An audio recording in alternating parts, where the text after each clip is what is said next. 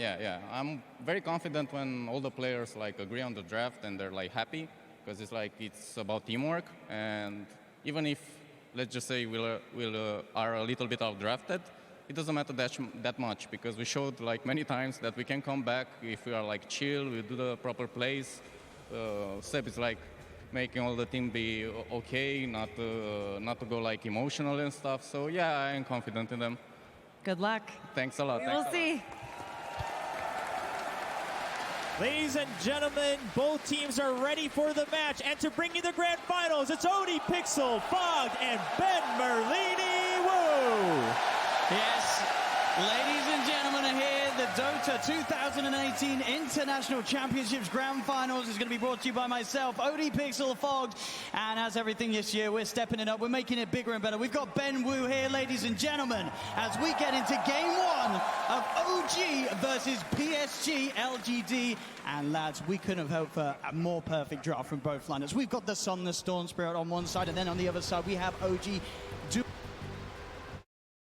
doing it in their own style. This sort of style, this draft style that we're seeing no one else do here at this international, but it's been working out for them. I'm just happy we have some nice late-game drafts that could potentially play out, right? We've got the Storm Spirit on Somnus that can go super late. We've got the Spectre as well. Really looking forward to it. And also the team fights coming into play. OG has drafted a massive team fight line.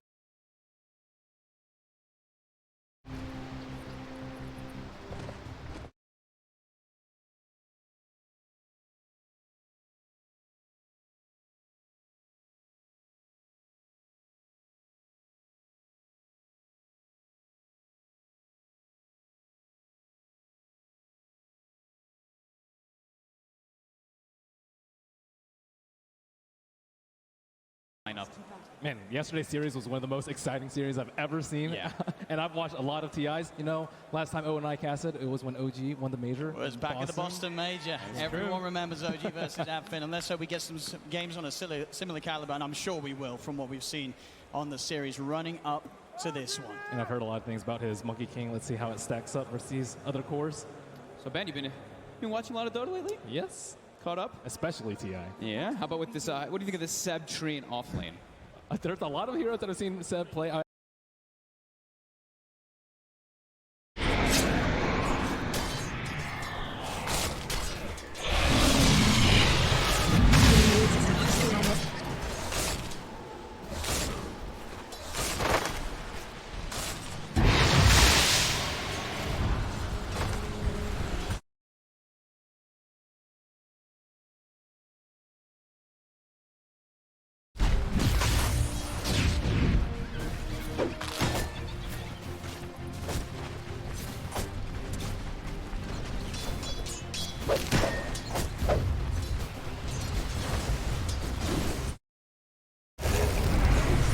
That'll take the wind from their sails.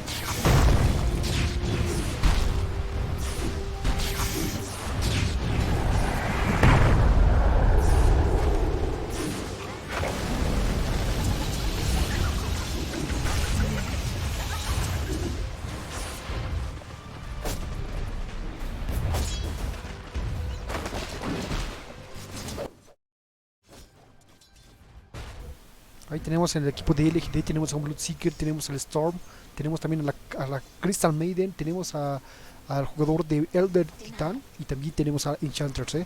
Es el equipo conformado por el equipo de LGD. En el equipo de QD, ¿cómo se llama esto? Perdón. OG. Sí, correcto, es OG, el team de OG. Ahí está Winter, tenemos al Spectra, tenemos a Earthshaker, tenemos también aquí al jugador del Protector y el último que sería el Monkey King. El Monkey King, señores, ahí está, vamos a ver qué tal están jugando por este lado. Ahí están, tenemos a la Crystal Maiden, ¿no? Sí, señores, es la Crystal Maiden, La Crystal Maiden versus Bloodseeker. En la línea de abajo tenemos acá el jugador de...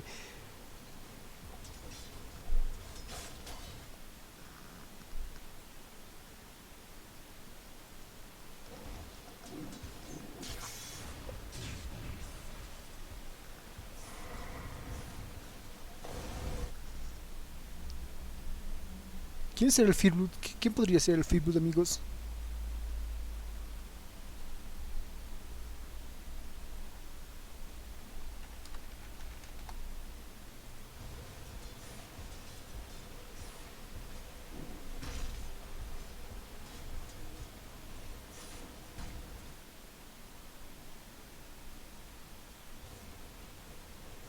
El Bloodseeker, ¿qué tiene este Bloodseeker?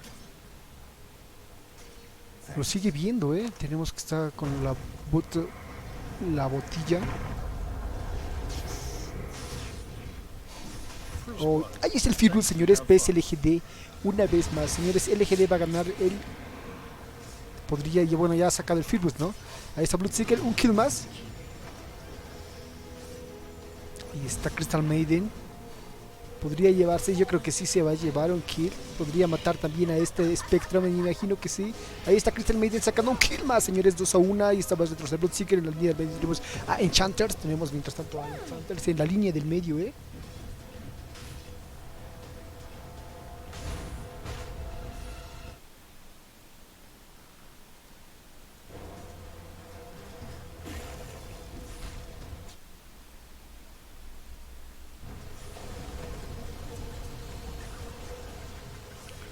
1-2, vamos a cambiar las estadísticas. El valor neto va ganando la Spectra para el equipo. El Spectre, Chanters y Storm están en línea, ¿no? Storm están en Sumus. Bloodseeker va retrocediendo ahí.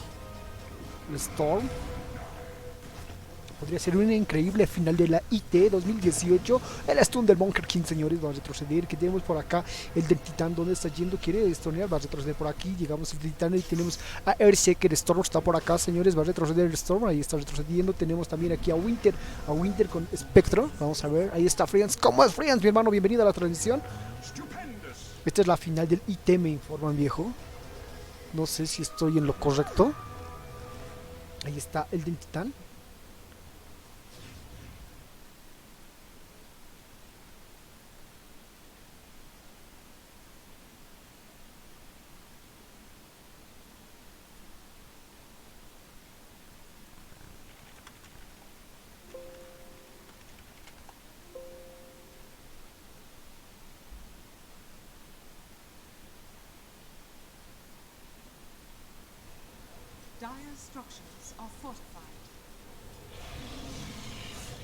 Tenemos por aquí a Bloodseeker, amigos. Tenemos al Bloodseeker.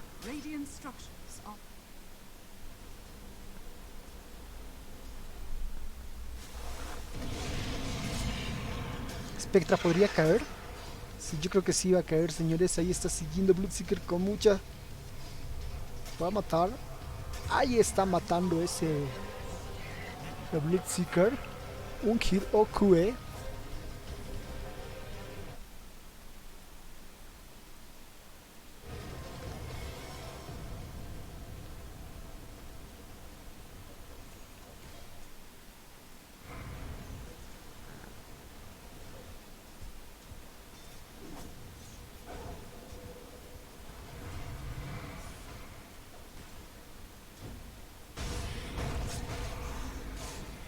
El Titán podría caer, señores.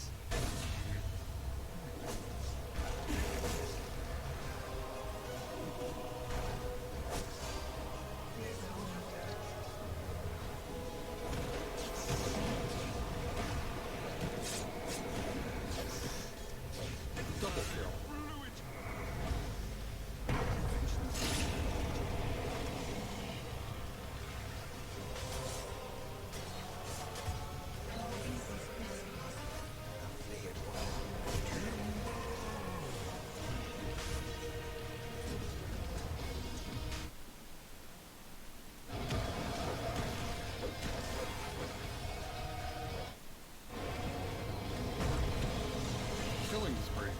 Killing spree. 4-6, 4-6 el score hasta estos momentos.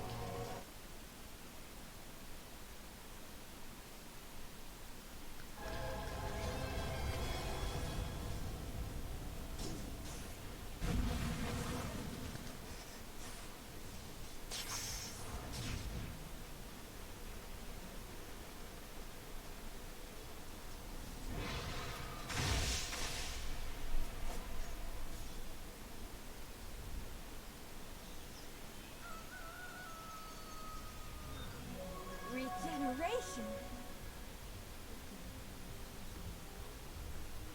No, señor.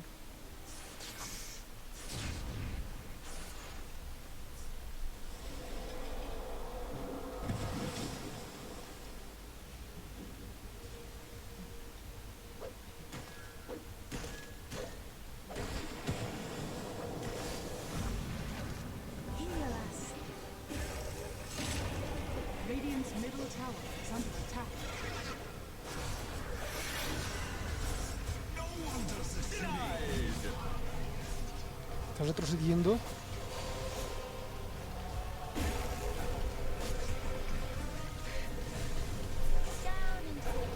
Spectra, ¿qué tiene el Spectra, muchachos? Ahí está utilizando la línea del águila.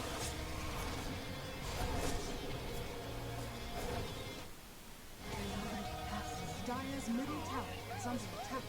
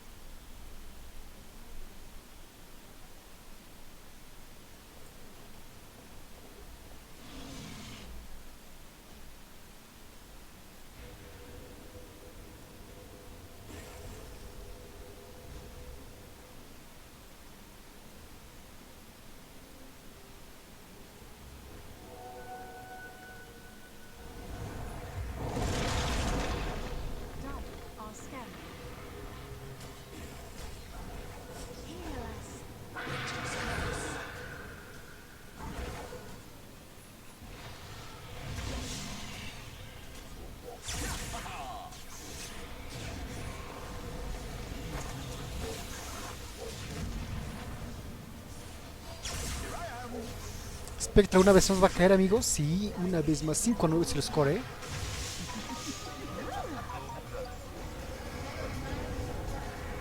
Dire's middle tower is under attack.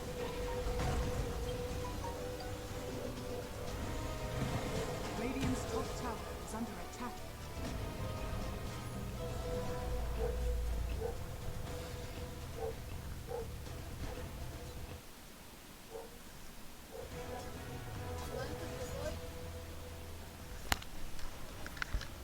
Radiant structures are fortified. Radiant's middle tower is under attack. Dire's structures are fortified.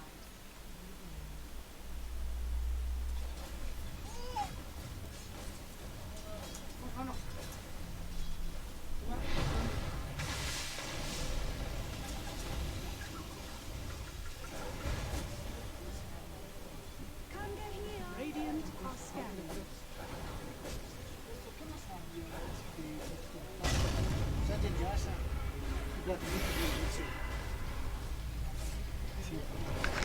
Bueno, 5-9, ahí está el de Titán cayendo nuevamente, ¿eh? A veces como que no disfruto de esto, dice. Oje, tips son This is Gabe Newell. 200 de Thanks tips. for playing Dota 2. Double kill.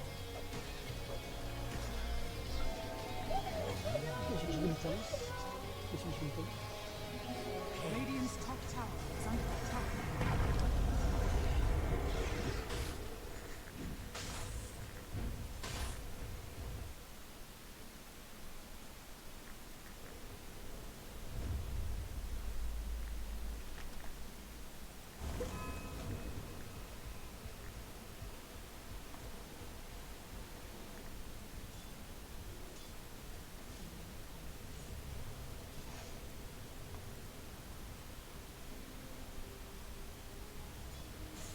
Storm Spirit.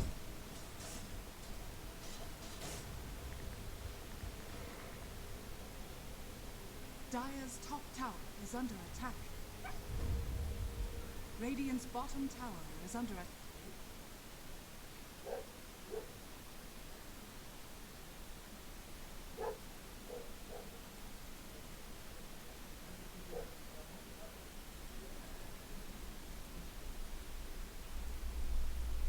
Whoa, what'd I miss? Dire's middle tower is under attack.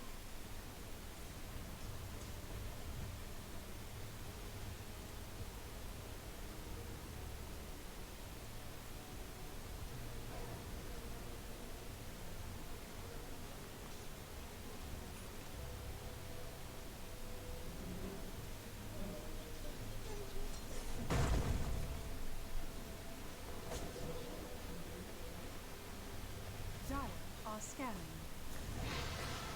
Radiant's top tower is under attack.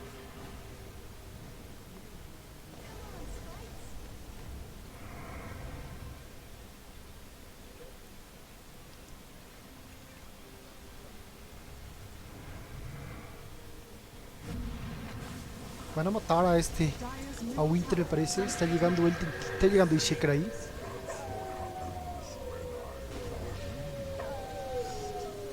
Dire's bottom tower is under attack. El Shaker podría caer, no. Qué feo. Radiant's top tower is under attack. Uy, uy, uy, uy, uy. Chao, Spectra, si no se portea va a morir ahorita. Acaba muriendo este Spectra ahí. 8-10 el score. Que tenemos con el Monker King. Así de arriba, va a estornearlo, me parece. Un stun a esa Enchanter. Sí, señores, va a terminar matando. Sí, acaban matando a Ersharda. Va a retroceder por acá, ¿eh? Uy, también se han llevado a ese y acaban de igualar el score 10-10 hasta el momento. Esta partida podría estar interesante, amigos. Que parece por acá está llegando Storm Spirit, Radiant's middle tower is under attack. Ha llegado ahí Storm Spirit. Sé que le acaba de cobrar la runa. Me parece que no está llevando Storm Spirit.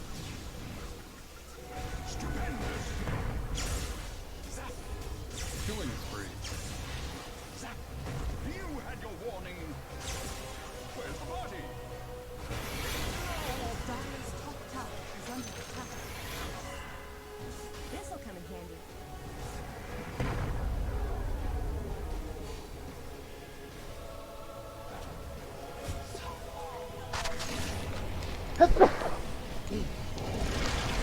A 12, el score está prácticamente igualado.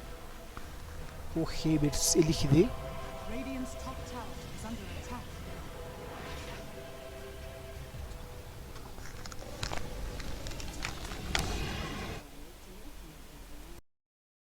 Tower is under attack.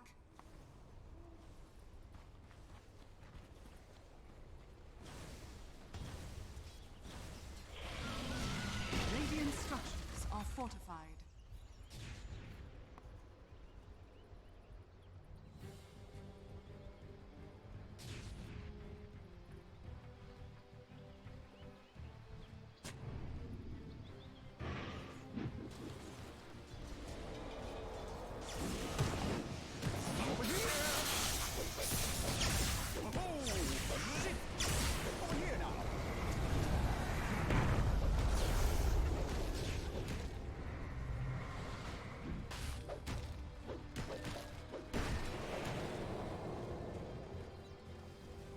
Dire's bottom tower is under attack. Regeneration. Dire's bottom tower is under attack. Spike's a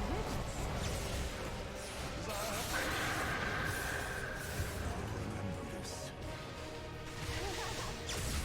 I'm over here.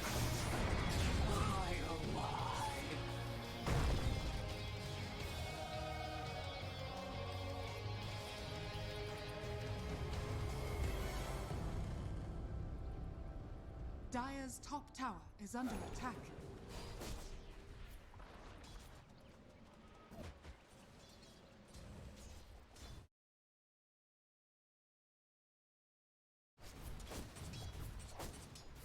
Radiant are scanning.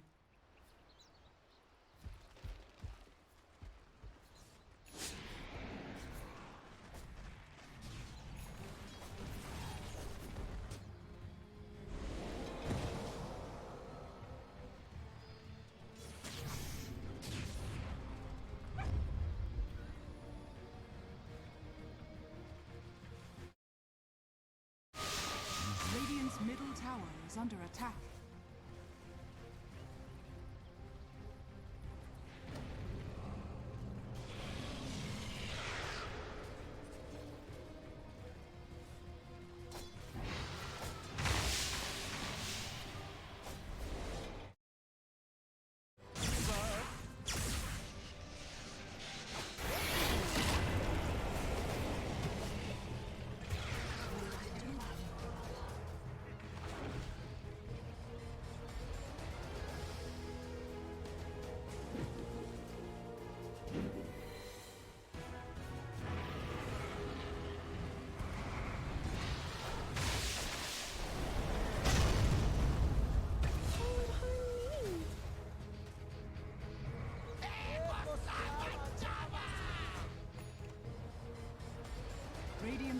tower is under attack.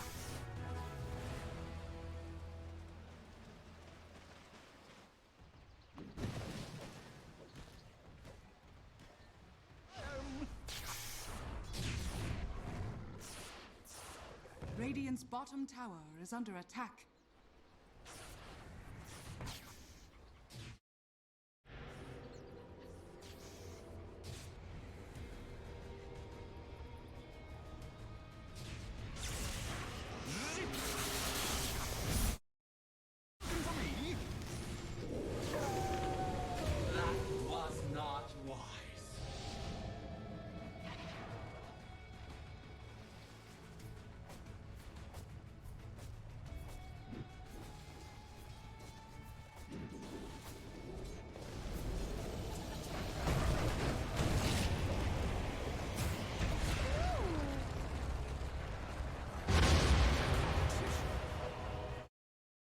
Stupendous!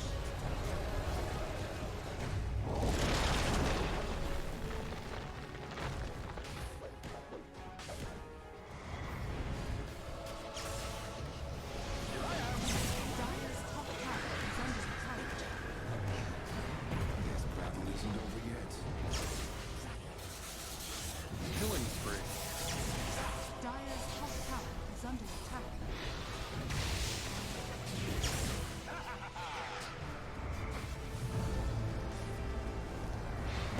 Dire's top tower is under attack.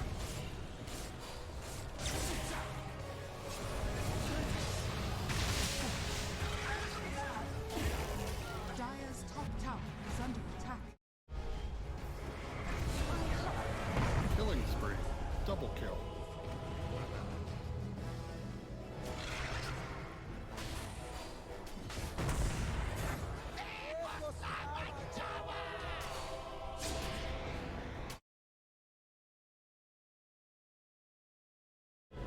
Come on, sprites.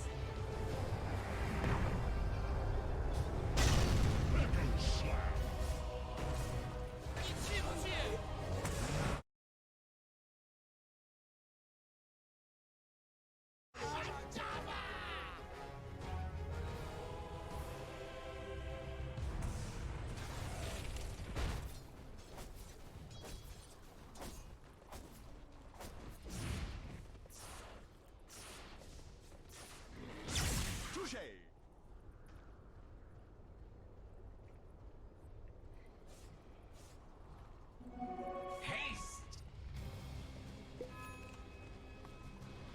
Dire's middle tower is under attack. Radiant are scanning.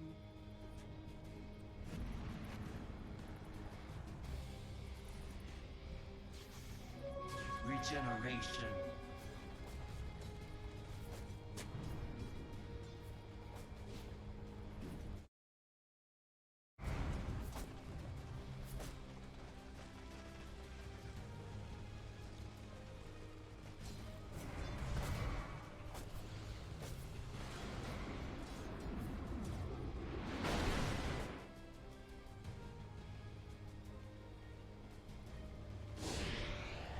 Radiant's bottom tower is under attack. I'm over here! Ah! Over here now!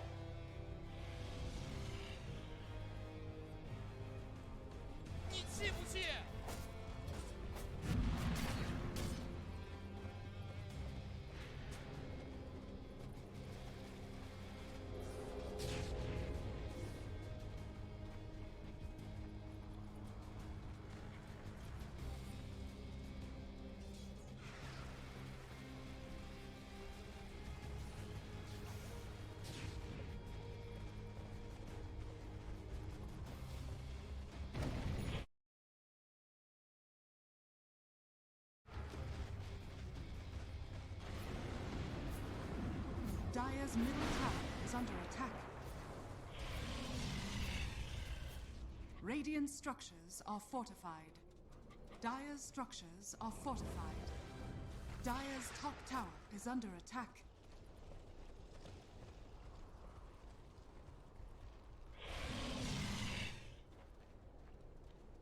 Whoa, what'd I miss?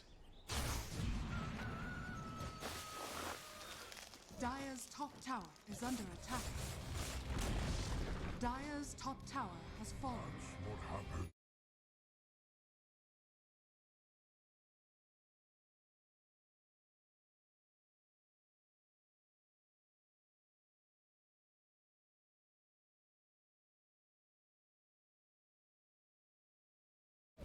Dire's top tower is under attack.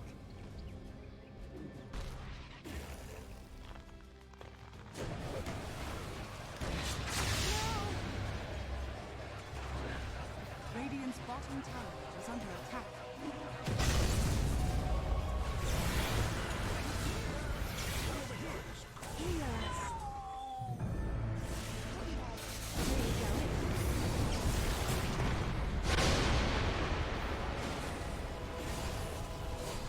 Killing spree. Double kill. Let the fun begin. Dominating, I guess. I will ignore your email number of kills. 出了 miss， 还能不能 A 出来？没有视野，安娜回头要过来反打了，过来，我们看打不到。Anna wants to find Somnus, pause the Manta style, they get the kill. It's an kill threat, he's still alive. Chalice, he wants this, but can he actually get it? He's got to back off. Anna will TP out. And the definition there of friendship and team play from OG. These sort of saves from No-Tail's Wyvern, from Seb on the Trim Protector. It's incredible. And their preparation too. They already had the sentry down behind the tower. Battleblade gets caught out immediately from that Fissure as well as jump in as Jerax. And that was LGD's gameplay. They tried to take down bottom with 3 heroes versus they couldn't do that. They tried to take a team fight mid. They weren't able to pop their BKBs out before the Echo Slam. How do you think they should take the next fight to make sure that they, albeit small? Name. He had trouble that last fight getting the BKB off in time with the speed. Saves are just so crazy. I can't believe he didn't go down. The BKB even went off too, so it ticks down to 9 seconds now, but these saves just back and forth, being from the cold embraces, even the curse to protect him in comes up situations. That right there. Wow, as you said, the combination of the living armor.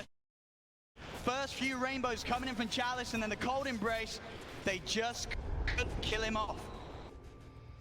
My goodness. It's been so annoying for them though. And they also just sat on the root too for so long. They weren't able to finish him off. They had the Leech Seed and the Living Armor and the Cold Embrace on top of that and their urn. Just so many ways to heal in.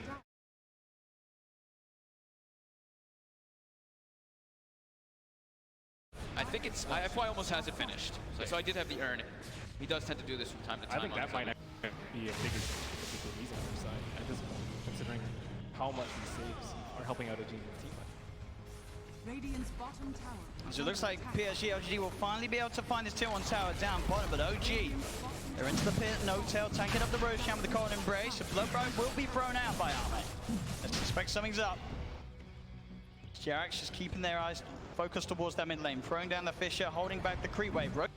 Roshan's at half health. They've got Elder Titan, they can keep scouting this over and over again with the Blood Rage too, pushing them back. Tom's going to start the fight. Here goes the Manish to Arme. The BKB's out from Arme that gets himself out of the Wukong's command. Anna with a on finds X-Nova. That's one down, and Arme with his BKB he's just having to run himself away from the fight. So now Arme is without the BKB. OG can look at back. Jerax still with the push, No-Tail still with the Winter's Curse, Seb still with the Overgrowth. They have their team fights still ready to go, OG. They're killing this so fast because the man That challenge, all tries for it, but he's not going to get it. Oh, they get two with the slam! Oh, LGD tried to get in there with Somnus, but Jerax was quick with the jump. That was an impossible jump. They even had the Meteor Hammer queued up for when it was about to die, so maybe they get the kill, but I don't think they get the Aegis, and they definitely don't get away with their lives. They have everything. Oh, got all their ultis ready. And so he's hunting for more. Knows that Arme doesn't have BKB for 20 seconds. He's got the dust, he's got the preparation. Jerax is in with the fish. They have the control. The enchant totem is on. Not satisfied with just a Roshan. Thompson quick to hunt for more. Getting that kill on. Arme's out of the game for a full. The teamwork and synergy by OG has been spectacular. And to show Thompson and Jerax constantly getting the control over and over again between these two heroes. Who says you need to go late game with Spectre? 29 minutes. Pressuring the base of LGD. On his 12, 7, and 8 on the Spectre. It's a tier 3 tower gone. They're onto the back. Trying to set something up, just find the sleep onto the two, then the cold embrace can be prematurely put down onto the Monkey King. They have the Earth Spear out. Saunders zips in, the burst, he just rips the Monkey King apart. Can he find more? No, he's getting chased. Jarrett's with the control, but he gets back out. Saunders will survive just for now. The jump, they've got the impetus down. Jarrett's in again with the enchant. Totem makes over, very low challenge with the play, looking for Anna with the cold embrace. Keeping Anna safe with the help. Saunders zips in, he wants Anna with the glimmer cape, keeping Anna alive. OG just skipping one enough there and getting away with his pushes until now. Arme, he'll come in with the TP. He's looking to hunt down Anna. Anna has the living armor, goes for the TP out. He's going to make it. There's no way that Arme can cancel that as Anna gets out of there. Again, the Witch's Curse of Notel being used to hold back the disablers of LGD. Notel, he will pay with his life, but he did his job. He got Anna out of there. These living armors, every time, just seems to be making such a big difference in every fight. There's not enough damage also coming out from like throughout the whole race. Impetus would be enough. With that alone, the hero.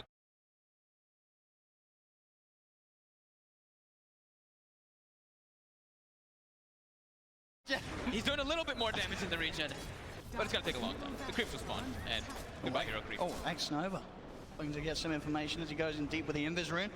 OG, they're sending a mid. Again, their ults are up. They've got the Wukongs coming on. They've got the slam. They've got the horn. 4 siege creeps in the mid lane. He's gotta run them away. that's their first hour push. They still haven't anything with full HP. Oh, this could be really big for the future setups too. OG actually still has a base that LGD doesn't know about. And they've still got that Aegis on Anna, of course, with that save play being made. They can certainly look to try and push again. 5 seconds until Notel's back in the game on the Winter Wyvern. Killing the Spectre is seeming to be almost impossible now for LGD. Once he gets a heart on top of this too, he's got the 500 health talent from level 20. I don't know how they bring this down to use everything onto the Spectre, and it's going to give so much freedom for Thompson in the fights, as well as Jarax. Haven't really been feeling the impact of this secret. He was doing pretty well in the first 10 minutes, especially with the curves, but he has BKB and he's still useless. He's number 2 on net worth, but he feels like he's like number 6. He can't get into the fights, right? Like versus Monkey King, versus the Winter Wyvern, versus the Earthshaker as well. There's just too many things for him to actually deal with on this Bloodseeker. Asana steps in, trying to clean out the creeps, but the creeps are going to be able to keep themselves alive for now. They'll jump. The BKB chances not for 70 seconds, and he went full in on the Aghanim's purchase. He does not have money for buyback. Zip from Somnus, looking to get himself on top of the Spectre. Can he finish up this kill? The Anna, he's going to be kept alive. The Urnhill, he's fine. The Winter's Curse holding back Somnus. The dagger's out onto Somnus. Somnus has to zip back towards the base. Arme tries to go forward, but Jarek, in with the counterplay, jump, Echo's out. The barrel is strike for Thompson. They take down Arme. Arme buys back. Melee racks, they're already taken down in this middle lane by OG. They've got the FY sleep set up into the blood right. Anna with the Manta style, he's fine. More than fine as he gets out. Will start to be hit by that urn. Still has the Aegis as OG with a 5k lead and a melee racks up. And add a heart now to that Aegis. Oh yeah. They do not have enough damage because they haven't built these defensive items. I mean, I guess maybe hasn't really, but Bloodseeker, there's no way you can kill him. Maybe if he turned that into a Silver Edge, or maybe had a Halberd to deal with this Monkey King, but there's BKB just actually. But what are those game if you do ban, if you don't? Yeah, there's just too much control and teamfight on the side of OG, and they're just way too tanky right now for LGD. Yeah, and if you try and go for pickoffs, you never really know where the is, and the Spectre can haunt in, so they're also really scared to go down that route to try and take this victory. Yeah, they've got it's just so many different forms of initiation on the side of OG that LGD, their initiation is at the Storm and trying to start the fight, and then poor Ame, tries crazy amount of control that goes through it. So maybe with this Manta style, he can try to play around it a little bit better once he finishes this on the Bloodseeker. Chalice looks like he's eyeing for a Lotus Orb Vex. Do you like this choice?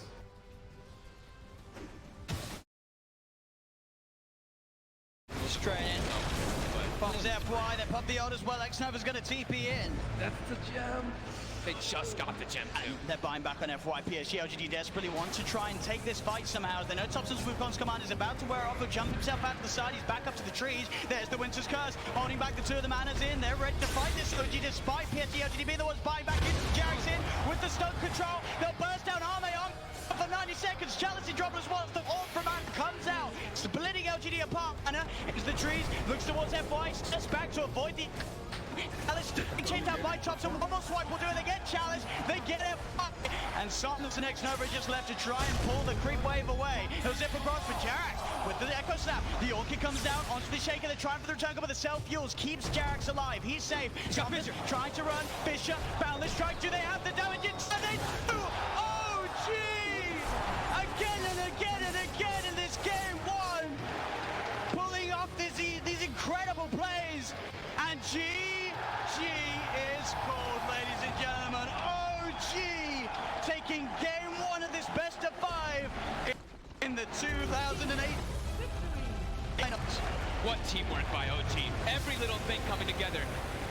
The Earthshaker and the Monkey King, just the control coming between them, and just the way that they were able to stall the pushes out. The Wyvern always being there, set up on those early tier 1s. This living armor constantly protect execution. OG was supposed to get work way hard.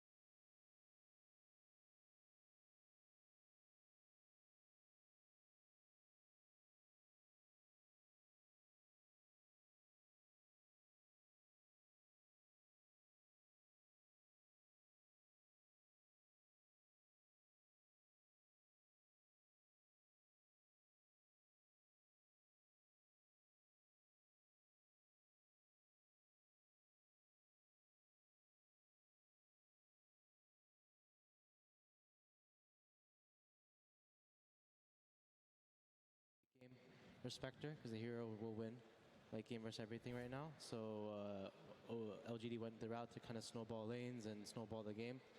Problem is if you play that play style and you kind of make a few mistakes, you don't play the map properly, and you don't take Roshan or stuff like that, you can just lose, which is what kind of OG's been doing the entire tournament. So they open the Spectre and they just don't really care. They just pick it, and then they'll usually counter pick with Thompson and the Mads offlane hero, so which is what happened. So we're sitting in the back, and it's like this is the story I wanted. 10, 15 minutes into the game, and Bull was sitting there, and he's like, what are they doing? They drafted this core Treant. They can't possibly win. And I'm thinking to myself, he must have some short-term memory loss after the series he had against them, where OG threw game 2 and then EG threw game 3. I'm like, I feel like in this team, the team that's supposed to win doesn't win when it looks like OG's games. Like, LGD made great adjustments to the laning stage, and then suddenly OG it almost looks like a clown fiesta what they're forcing in these games. Like, I don't know what's going on. I don't think LGD knows what's going on. It's like they mess up, but they're messing up, I think, because of what OG's forcing them to do. It was, I mean, the Treant, right? I mean, he had a terrible lane top, and then all of a sudden this middle tower's 100 HP. They're like, oh, we're going to break through, and they never do. It's full HP. 2 minutes later, he goes bottom, meteor hammer over and over, and you just can't break through the support, no tail. And, I mean, I'll call Seb a support that game. They just owned. Yeah, I mean, I think the way you put it, right, they kind of force a clown fiesta, and then OG's comfortable doing that because that's what they're used to. I mean, let's talk about that draft overall a little bit on OG's side. Bubba, you mentioned that LGD definitely had a plan going in, but OG, I mean, came in with surprises, and they clearly were prepared for it too. I mean, there's like 2 ways to view Dota, in my opinion. You can draft the way that LGD drafted. And I think, I'm not sure how they're talking outside. It's like TI, it's a big stage. And usually at every TI, kind of like when there's a lot of stress playing on that stage, right? It's like the finals, and usually like if you mess up, there's a lot more stress. So definitely, like if you play that game in like the group stage or something, I feel LGD would snowball. But they made like a few decisions that were like really bad. I think they took a really bad fight. Bottom, I think, where they got team wiped, I think, or it was mid. It was mid tier 1. Middle tier 1. And what happened was Ame got bursted. It was basically LGD wasn't ready for that. OG was ready, and then they took advantage of it. And then the thing about all these games is like one little thing can change. If that didn't happen, maybe LGD would have snowballed. But the problem is that one fight happened, and then OG capitalized on it. So. Yeah, do they even care about like the lanes, right? It's just their team fight. Like OG's team fight is always better than the other teams. I mean, the thing is they picked 2 also in lanes. Like they think they picked the Treant to counter the Bloodseeker in lane, and they picked the Monkey to counter the Storm. Just LGD did a really good job of if they put the Storm mid, and they put the Bloodseeker top, and they put the Enchantress bottom, OG will actually win every lane except bottom. So one little thing can kind of change everything. It's hard to like think about this from the outside perspective watching, but like this one decision to make the lanes and how they were made it so LGD won the lanes.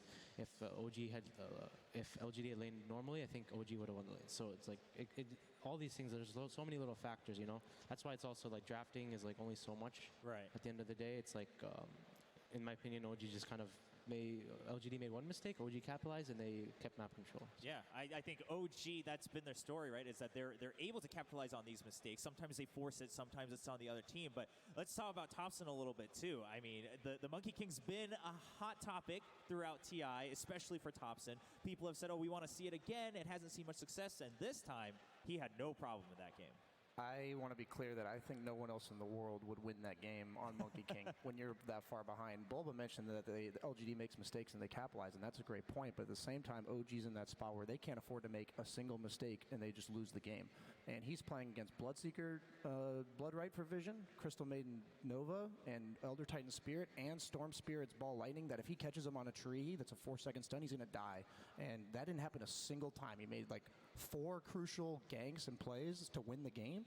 And at any point, he was vulnerable to die without a BKB, and it's just insane to see somebody play a hero just that well. That's all I can say about it. I mean, the way I think is that knowing how LGD thinks, I think FY is a big contributing factor to how the team picks, how the team plays, how they draft, and everything.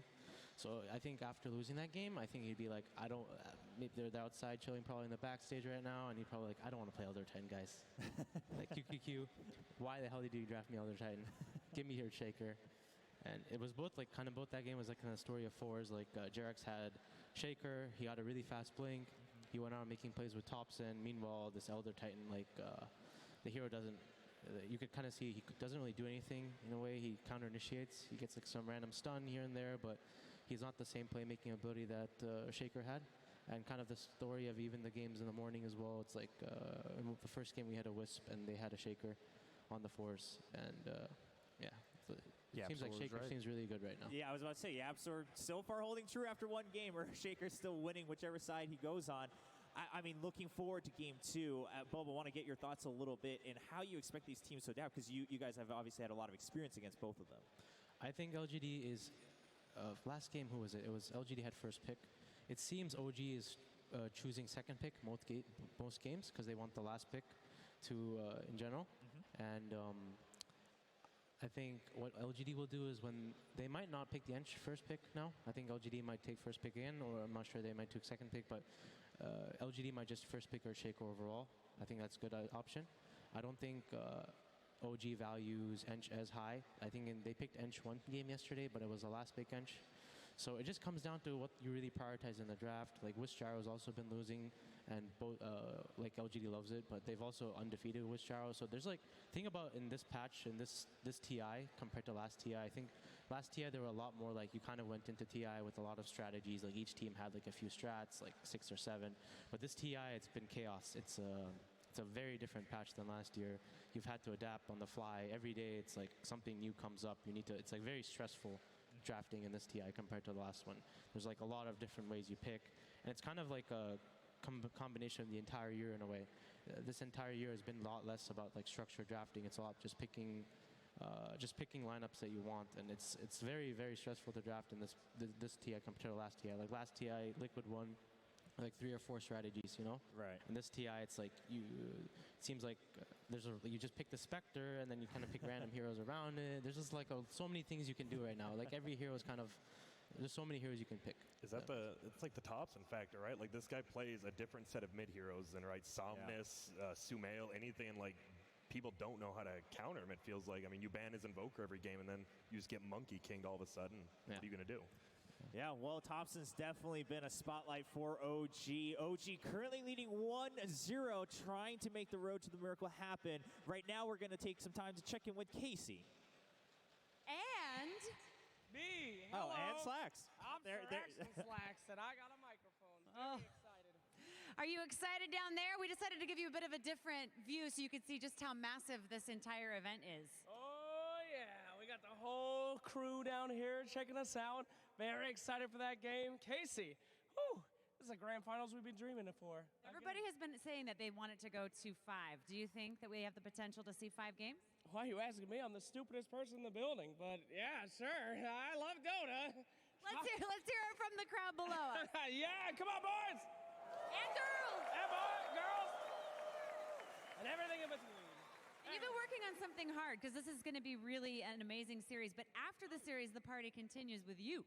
That's correct. I'm going to go head over to the late game show now. After this, we've got a fantastic, huge show. The boys, Pyrian, Wheat, Hoppin, and I have been working our butts on it, and you guys get one heck of a show. I'm not sure what I'm allowed to tell you about it, but I will tell you that the winners of the event are going there. That's going to be great. Yeah, that's going to be fantastic. So head on over. You got plenty of time after the games. And yeah, this is it for me, though. I'm donezo, boys. No. You can't be done. I'm out. So goodbye to you, TI. I'll see you there. We've had a wonderful year. I'll be watching from late game, producing that bad boy, and I'll see you guys soon. But have fun, Dota. It's been so fun working with you this week, dude. Thank you. Here. Let's make it real. Hi. Close this thing Jobra, out. back to you, buddy. Thank you, Casey, and thank you, Slacks, of course. We're going and prepping that late game show that will be coming after the grand finals. A special episode today as we celebrate the winners of TI. Well, we're currently in the middle of the grand finals. 1-0 is the scoreline as the players return to the stage. OG currently leading 1-0, trying to continue defying all odds against PSG LGD.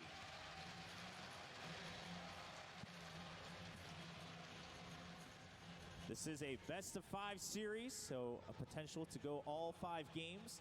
So only 1 game down, not too close yet to the Aegis of Champions, but OG has to be feeling good. We've talked a lot about, I think, not just in this match, but OG, their special picks, you know, do they run out? I mean, BSJ, do you foresee them running out of steam anytime during this best-of-5? I don't necessarily see them running out of steam, but I do see LGD making the proper adjustments from the first game. I think we see a lot of heroes that are currently picked have synergies with each other. We mentioned from the first series how Enchantress enables Earthshaker because she doesn't need his help, so he can roam. And I think what LGD's goal was to first pick Enchantress, and then they didn't think that OG would take the Earthshaker. And I think that, like they mentioned already, that Earthshaker is going to move up in the priority list. And I feel like if you take that hero away, you take away that playmaking ability, I think the game's just going to look different. And even though I do feel like OG is going to still throw us another curveball. Yeah, I mean, people just keep saying OG, oh, they're going to run out of steam. They're not the favorites. They came through the winner's bracket. I mean, you guys are thinking LGD's going to take it. And OG, I mean, they just haven't run out of steam, and they haven't. They're 1-0 in the grand finals. Like, they're not going to. They're just not. Yeah, I mean, I think they've continued to prove everyone wrong so far, so why stop here? Obviously, they're gunning for that victory, looking a lot more relaxed after a one-game win here in the grand finals. Well, we're getting ready for the draft. We talked about Earthshaker a little bit. We obviously talked about Thompson and his unique hero pool. I mean, on the side of PSG LGD, what can you do to counteract that, Bulba? I don't think you can care too much about Thompson's heroes. It's very random. He has like 4 heroes, I think. He has his Quashex Invoker. He has like a random, he has like the Monkey King. He has Arc Warden. His Pugna. Yeah, it's the Pugna. I think Pugna's lower rated right now than the other 3, but I think those are his 4. He randomly has like Alina here and there. They're just very, I mean, the thing is they fit Ana really well. I think Ana has been like one of the highlights of this tournament for me. I think he kind of came in, he hasn't really played the entire season. He came in at the last minute, and he's, I didn't really watch Europe quals that much, but I mean, they kind of steamrolled everyone in the Europe quals, and then they were under the radar for last, and he's actually playing like a god in these games. I think he's definitely the highlight right now of this tournament. He's like, his decision making is insane. I think the role he plays, I think, is probably the hardest right now in the game. I'm sure BSJ can vouch for that. You have to have insanely high decision making to play carry right now. It's like, do I farm this wave? Do I go here? What do I do? It's very stressful, and on a stage like this, and his decision making is insane, I think. He used to be last year, I think he used to be kind of more like a spell casting, you know, OG used to play, like give him a Storm or Ember mid, and then, you know, Alchemist and these heroes, and then he would kind of just play, and it was always his strength, his mid-game team fighting, his mid-game spell casting, his mid-game like item decisions, everything about his mid-game is like amazing, and it kind of throws as well in this tournament. It's he's definitely like my favorite player actually right now. That's from these 2 teams. Like everything is every game you watch from OG, he's like Ana. So, I mean, going off of that point, in the past and traditionally, carries have a target on their back because they're usually the win condition. They are the late game, and you have, like, they're going to try to kill you all game. They're hunting you, and in the past you would at least have games where you'd have good starts where you were powerful and you felt like you could just play most of the map. It just mattered where you wanted to play. But now it feels like with that bad start that carries usually get because of these high pressure dual lanes, you're in this position where there's only one right place to farm on the map. You have to be in the right place at the right time all game, and that's why I go off of Bulba's point that he is honestly impressing the hell out of me as a carry player. Yeah, I think the EG-OG game, right, where Sumail is godlike tiny and just hunted Ana the whole time, but he still found farm, like, just anywhere, nowhere, anywhere, everywhere. It's insane. Yeah. And I think OG has kind of played off that in their drafts. I think what LGD might attempt to do is OG has traditionally just been picking Spectres and PLs every game. They're even starting to first round them. They're just saying, we're going to have the superior late game. We may lose the laning stage, but we're going to take our wonky draft, outplay you in the mid game, and we're going to scale better than you. And I think if LGD can somehow try to take away that condition of if it goes late, they lose, yes, I think that it changes the way OG has to play the game. Like, I think LGD, the 2 bigs, they might honestly, if they take first pick, they might just do what we did in game 2 versus LGD. They might just first pick the Spectre. Right now, the hero is like, I personally feel game 2 versus LGD, we should have won that game. I think game 1 was much harder for us to win than game 2, but we made a few mistakes in the game and ended up losing. But I think the overall, like, Spectre, you're playing TI, you're like some top 3 team, you have like millions of people watching. And so much is on the line, and then you're playing versus Spectre, and Spectre's good in the patch. You know, it's kind of it's a very easy hero to play around. He has his ult. You suddenly see everyone on the map. You can, your spellcasters can use your spells like very easily. It's so easy to play with the hero. And I'm not saying that, you know, but in a TI in general, you want to like, you know, you want to have a hero to play, right? It's just like last year with Liquid when they would pick an anti-mage when anti-mage was good. It's a very easy hero to play on last year. But in general, it's you're on a timer. It's always been like this since TI2 days. You play versus some Burning and you play versus some Spectre timing. So. All right, well, we'll find out. Ladies and gentlemen, OG currently leading 1-0 against PSG LGD here in the Grand Finals. PSG LGD versus OG. Grand Finals, Game 2.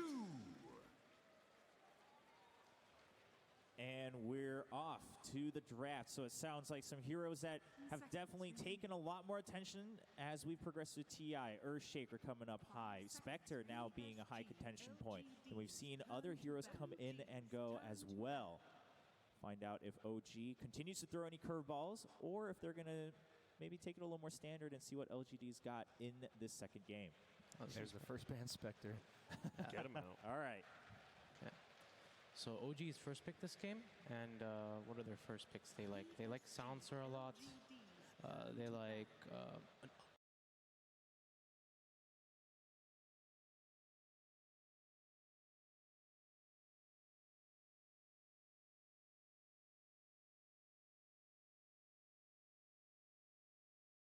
plays like 3 or 4 heroes right now. He plays like Spectre, Chen, Furion. Oh, sorry, he doesn't play Spectre. He plays Chen.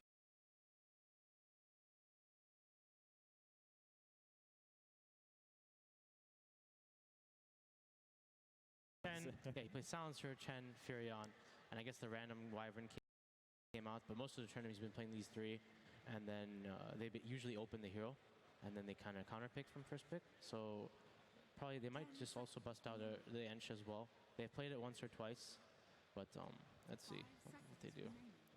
I think Tiny ban is good, especially against LGD. We've seen him play in support and then middle, right? Like, that hero doesn't lose the first couple waves of middle, right? You just deny every creep with a tree, and all of a sudden, doesn't matter what it is, you just don't lose the lane. Yeah. It fits LGD's playstyle because when they pick Tiny, they send him mid or a safe lane, like you said, and usually they go aggressive tri lane, and it's just hard to really stop the safe lane Tiny from farming. So OG bans their own. Oh, they ban the sound.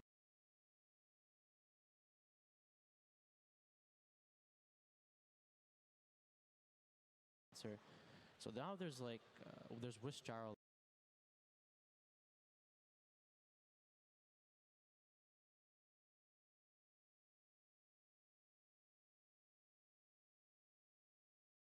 Left. There's Enchantress left. There's like a few heroes there. Earthshaker. Yeah, Shaker as well. Just depends. I'm not sure if LGD.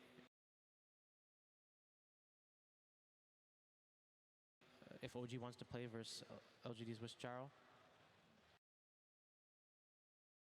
I think they lost game 1 yesterday to OG's Wish Jarl.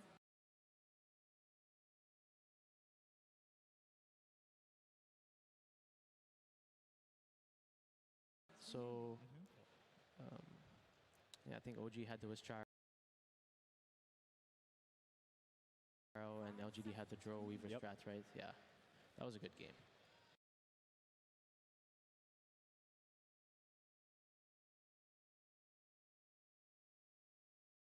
What about Weaver? I mean, EG would first pick it no matter what, but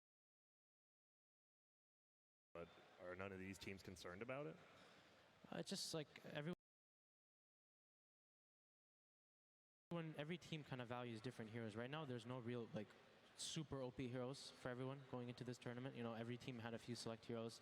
There is no like Leshrac of TI5. There is no what is TI6. Well, TI6 there was like Timbersaw and Void that were really broken. TI7 there was Furion that was broken. And right now in this TI there's no real like super broken hero. I think it's very balanced. I think right now the entire year. So Wisp for OG. All right. Wow. There's the Ench and the Earthshaker. This is the exact same thing that happened in game 1 of our match versus LGD. We picked Wisp and they took Ench Shaker and then we took Jarl. So As you said in the back, as I said in the back, FY wanted to play Shaker, so he got a Shaker. Yeah. You just have to be careful because the safe lane is rough now, as we've already mentioned. And if they end up losing their safe lane, the Enchantress becomes independent, and this Earthshaker can snowball the other lanes. Something I'd like to see potentially is that they pick cores in the other two lanes that won't die to a fissure. I think if they have that threat on LGD against OG here, then it's just going to make OG's game a lot harder to play, like the recover game that they want to play. Because I don't think there's any way you can win this lane unless you start the lane tri-lane. Like, that's something we've also seen some other teams do against Enchantress, because she's a hero that always out-sustains you. So why not just try to kill her? Otherwise, you just have to try to weather the storm. You can't, you don't want to go tri-lane with Jaro versus Ench. I think you're putting too many resources in a lane you're going to lose at some point anyways, right? So, and no matter what, this Encher is going to get Fisher block, so he's going to get experience. So right now, the way OG, their first pick, so probably they're going to third pick Jerax's hero. I think Ana will most likely play the Gyro, obviously. So interesting to see what Jerax plays. His most played hero's kind of been Shaker this tournament, right? He's played a lot of Lena as well. Yeah. Like, it's one of those picks they just keep throwing in there. I'm not as fan of Lena support as much as the Shaker, I think. Yeah. It doesn't really... But both teams can't have Shaker Bulba. Yeah, true. Not wrong on that front. Waiting for PSG LGD's next pick. 10 seconds. Wait, I forgot. Jerax plays the Wisp, but they need a no-tail hero, sorry. So no-tail is probably going to play Bane, maybe? Or he might go for the Wyvern again. Wyvern's nice against Enchantress because allies don't get slowed by Untouchable. So it gives you a kill potential, like a setup on Enchantress at any point if she has a core standing next to her. I think that's why a lot of teams are prioritizing that hero. Yeah, this is the same opening 3 heroes that LG did versus us again, the Bane. And now they're going to fourth pick, they can see Ame's or Maybe's hero. They usually like saving Maybe's hero for last unless they see the mid matchup. And now No-Tail needs a hero. His Bane got stolen. So what else does he have here? Maybe Wyvern. You need a stun to disable, right? I thought in your game, right, the Bane had free reign. You had a rocket and then an unstable concoction. You had like no stuns. His Bane just had a free game, and I think you have to get something. Vengeful Spirit, maybe Wraith King are heroes. It might be Venge. Don't think they can pick Wraith King. Oh, okay, they're picking Invoker. All right, third pick. Yeah, securing that early. Interesting. Yeah, usually you wait for picks like that for the fourth pick, just because they only have one response pick instead of 2. But now they can choose to lane counter mid and then counter your other core in the last pick. I think LGD should maybe go for like Clinks here. They have a very strong Clinks. They might also pick Weaver. Right now, like you said, OG doesn't really have many stuns. Clinks is really good versus Gyro as well in the game. So, okay, they pick PL. Okay, it's a good matchup versus Gyro late game, right? So, and they definitely want the better late game matchup, it seems like. They don't want to be on the timer versus OG. It's nice to have a hero that naturally removes Cold Snap, because we know that Thompson goes for the Quaspex Invoker with the Earn Cold Snap, which basically perma-stuns you for the entire duration, and he can doppelganger it off on the PL. So it used to be that PL would counter Invoker in lane with the Poor Man Shield, but nowadays it's just a good matchup as the game goes on, because all of Invoker's spells have a delay on them, and you can almost always doppelganger dodge them, and that's a big part of Invoker's kit. He throws out his spells and they have to land, so that's why they pick the PL. All the other late gamers, like I think Storm's one of the best heroes against PL, because you can always find the real one. Spectre as well. These heroes already being banned makes that pick even stronger. Yeah, I mean, what LGD is going to aim for is they're going to put Bane, PL, and Shaker in an aggressive tri-lane. They're going to send the Enchantress top, and basically FY is going to start roaming them, and then they're going to last pick Maybe's hero. And I think right now OG's either going to try and pick like something that can counter the PL. I think versus us in the winner bracket they did Enigma as their PL counter. I'm not sure what else, or they can just pick No-Tail's hero here. I don't know. Mad usually kind of plays like very random heroes, like the Treant. It's hard to really guess, but he's played like offlane Wyverns. He's played Treants. He's played very random heroes throughout the tournament. He's just their utility, right? Like we need a stun. You're gonna play it. We need some crazy hero. Well, have fun, Seb. Yeah. Yeah, we've seen some of them go to success. Some of them maybe not so much, but obviously game 1 working in favor of Seb and OG. Yeah. No-Tail's trying to think about what to play now. They need like a Space Maker, I think. but the problem is nothing really matches up solo against the Enchantress. Like, that's what enables LGD to aggressive tri-lane. You can't just say, we're going to put this hero solo off lane, even though we have the counter pick, and we're just going to win the lane against Enchantress if they were to do that. They don't have that option. The thing is, the Quaswex Invoker kind of is a playmaker, so they might, since Jirax is playing the Wisp, they might want the PL. Okay. Wow. Wow. I think Vici Gaming was like the only other team even picking this hero at this tournament. Snake King as well. I personally like the pick a lot. PL suffers against this hero because he builds natural items like Crimson Guard and damage reduction, and PL actually has damage items until he gets to the mid to late game. And also you have this Gyro hero that's probably going to have a rough start, spend his time recovering. Invoker's going to run around the map looking for kills, as Boba mentioned. So you need a hero that's actually pushing in the lanes, pressuring towers, so that it creates places on the map for Invoker to play. And I wouldn't be surprised if they just pick a support that is meant to just take the dangerous farm on the map, like Wyvern would be a perfect example that we've already mentioned. Something that just can defend towers. It'll enable the Invoker to rotate to this Underlord. And this Underlord is their space maker. He is the guy that needs to have a good start. Otherwise, I feel like the map will completely collapse on OG before they have time to recover on heroes like Gyro, because I can't imagine him winning his lane. Yep, and Wyvern gets banned out, so yeah. OG ain't getting it. I mean, yeah, he's going to go for the early Crimson, and they're just going to try and be really fat at some point, move as a ball, and hope LGD doesn't do enough damage. My problem with this hero, he's like, if they put Enchantress top and the PO and aggressive, he's just going to lose his lane. Like, he'll go even versus Ench, and then when Ench gets 6, he can't lane versus Ench anymore. And the hero is just really bad at versus Ench in general in the game. And but I think they're just banking on the Wisp Gyro being good versus Ench. Ench is a very weird hero. Like, I like this draft a bit more from LGD in the last game because they have the PO to back up the Ench as well. And right now, I do think LGD's late game, like, let's see what they last pick. They want like a maybe hero mid. It's probably a good matchup versus this Invoker. He likes playing heroes like Queen of Pain and stuff. It could be a good quap game. Like you said as well, it'll give a very good lane for Shaker to roam to. He likes playing Mirana. I mean, the team fight, right? OG again. Like, they have a way better team fight. You have like the Shaker on one side. Like, can you just take it when they 5-man? Disruptive. Yeah, it's a lot of team fight.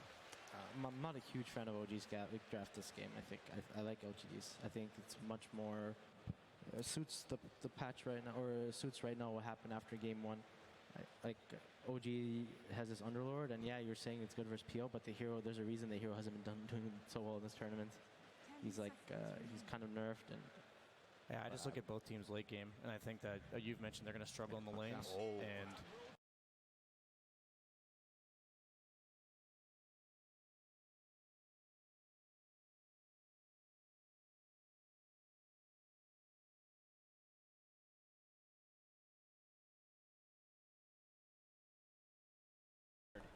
Easy CS. And certainly all eyes on Thompson. We've known him to obviously whip out the old Meteor Hammer build. We'll be interested to see if he does keep with that one here in the grand finals, as he brought it out the other day. And it certainly looks, it's an incredible treat to see live on the stage. Yeah, I wonder if he's gonna, I'm imagining he's gonna do like that new build that we're seeing. Just like the 202, maybe.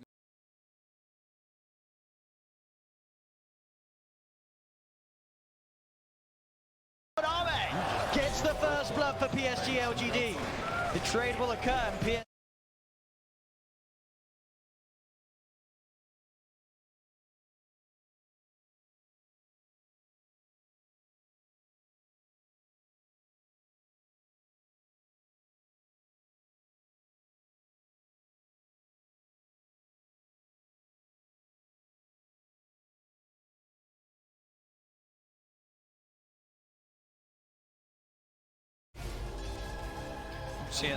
so the CS goes this time around in the mid lane at the moment. 11 for 3 on Somnus.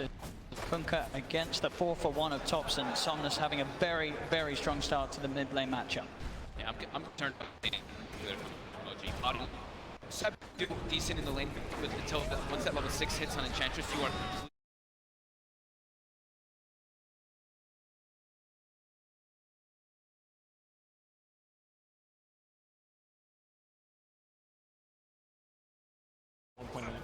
is just not able to keep up with that Tidebringer damage from maybe double the CS.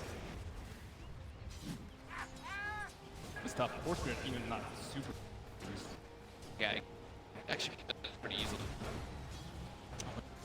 Stop again, FY. We can find the setup around the side. As OG do start to move in, looks for the harassment down on Arme. FY holding on to the fish for now, lets it out onto Notel. As Notel's been caught away from the rest of his team. Arme goes in with the Spirit Lance, cut the finish off. He's got the stick charges. Notel being tethered, kept alive, finally falls. And so does FY. They get the 1-for-1 trade up top. Jarex with the misclick there. Oops, that wasn't. Yeah, he clicked the TP instead of it. Oh, better him than Gyro at the time. Yep.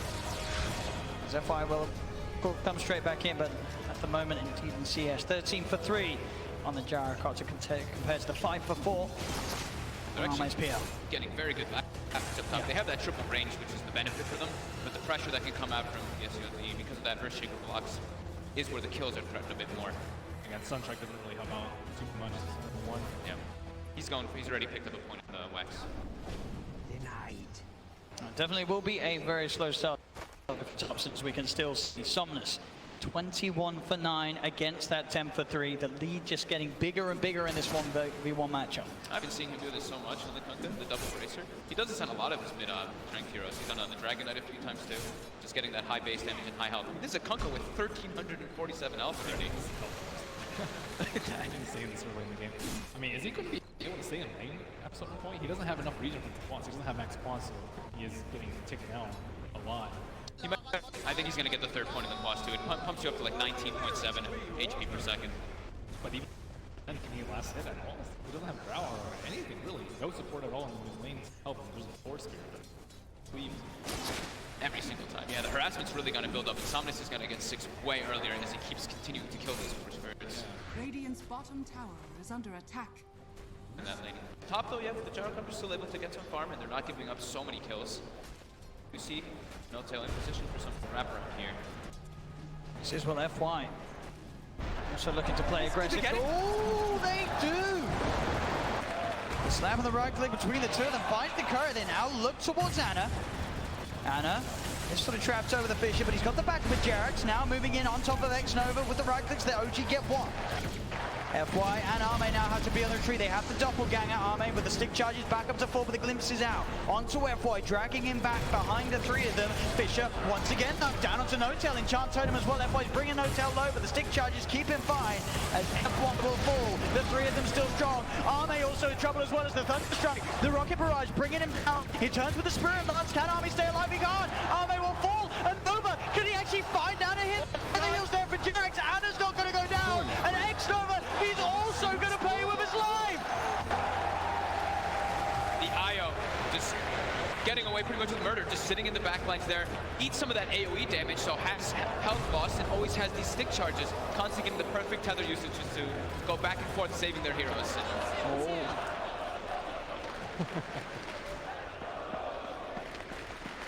I also, during all that, I really like what Sam's been doing on the Underlord down bottom. He picked up a bottle and he's actually just trying to cut creep waves and farm the small camps, so he's not actually in the position to just eat those obnoxious impetuses that would normally happen. I think it's the perfect choice for him.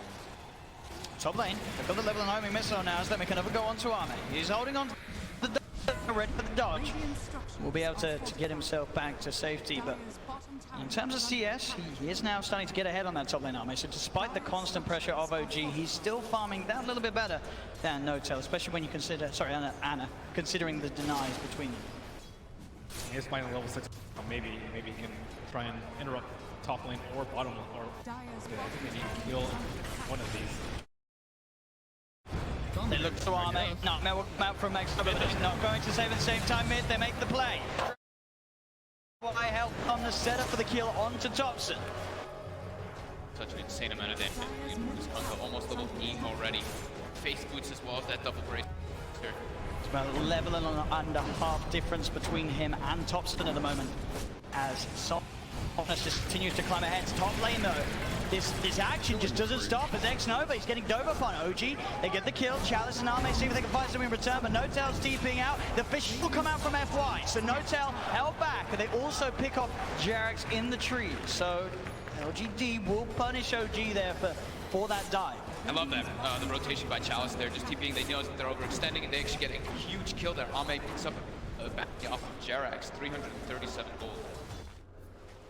What kind of build do you think that Underlord should be going for this game? I think it's just the Crimson Guard as fast as possible. I don't if he's gonna get the mech first. I'm wondering, before the IO goes for it, because we've seen the IOs tend to go for that in majority of the games. But he might be put in an option where he can. But I think the Crimson Guard is probably the best one versus that Phantom Lancer. The Phantom Lancer is really underfarmed. You think he really? I think the Kunga and the Ant are going to be doing way more damage where the main guard is not. Versus that. Well, the Crimson Guard actually does block the cleave from the Kunga, which is kind of a neat interaction that can come out. So that could help a little bit, but I don't know. Thompson. He went in invis and then came at him. They had him under the tower. They dive in and find the kill. Bit of a mistake there, costing Thompson his life. But he tried to come up top after struggling in the mid lane, looking to find some action, and he just doesn't get it. And at the moment, you can really sort of see how his net worth is suffering. He's level with Jarek's. Of course, Jarek's, he's 4-1 and 4. So he was having a great time up top in terms of getting involved in those kills. But Thompson's certainly going to need time this game to catch back up. They're continuing this dodge. He's coming through from the Bane. FY will juke around the trees. He's got the stick charges, as he'll be fine. As X-Nova, Chalice TPing in. We'll see if X-Nova can find any sort of set at the same time. Mid-Somnus, cold snap for Thompson coming into play. Somnus has got the bottle charges. He's got the movement speed. With that a haste rune, he is out of there. Thunderstrike will not be enough to finish him off. So Somnus keeps himself alive. Look at X-Nova.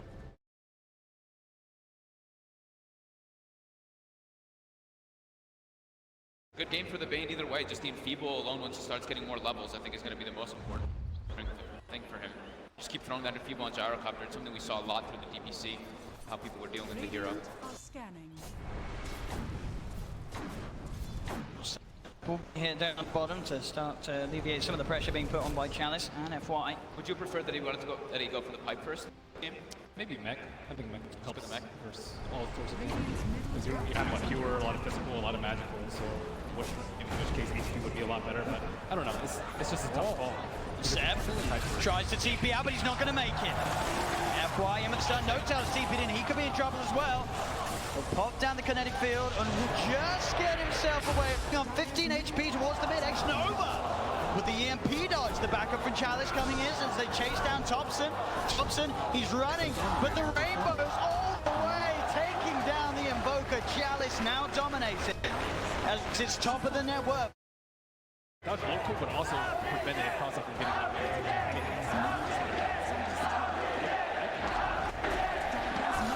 At the moment, but in terms of net worth, LGD with a 4K advantage, all 3 cores leading the way.